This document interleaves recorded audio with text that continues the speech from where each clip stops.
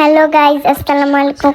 আমি এখন আমাদের যাচ্ছি আমার নানু বাড়িতে, গ্রামের বাড়িতে। এখানে এত ঘাস পাতলা ছিল, এত ঘাস ছিল, গাছও ছিল, অনেক কিছু ছিল, ঝোপঝাড় ছিল অনেক।